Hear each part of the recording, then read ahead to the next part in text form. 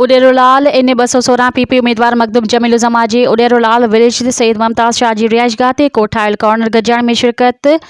जेडी मोहल्ला क़िबला मखदूम जमील उज़्ज़मा जलसे गाह में पहुता त उते मौजूद PP जालन जी भुट्टो जी मखदूम जमील उज़्ज़मा जे नारन सां माहौल के जज्बाती करे छॾियो। इन मौके ते सैयद मुमताज़ अली शाह तरफ़ां आयल महिमाननि खे सिंध जी सुखड़ी लुंगी अजरक ओठाई वयूं।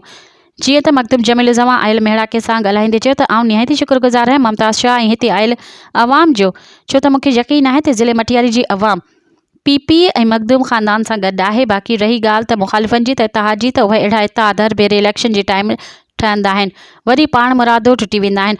8 फेबरवरी ते शींहं जो पुछ कटे ऐं तारीख़ी सोरा करे तीर जे निशान ते ठपो हणी मुख़ालिफ़नि खे शिकस्त जो मुंहुं ॾेखारिजो।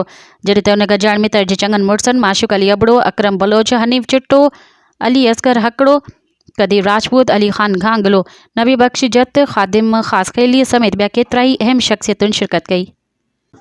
ऐं हींअर बि आउं उन्हनि जो तक सम्झी अवां जी ख़िदमत करियां पियो त ही मुंहिंजे वालिद साहिब जो तक आहे। मूं वटां अव्हांखे हमेशह इज़त मिलंदी, हमेशह कुर्ब मिलंदो ऐं दोखो कॾहिं कोन्हे। जेका शइ करे सघंदासीं साम्हूं कंदासीं। जिते बि अव्हां जे कमु आयासीं उते 10 दफ़ा कमु ईंदासीं।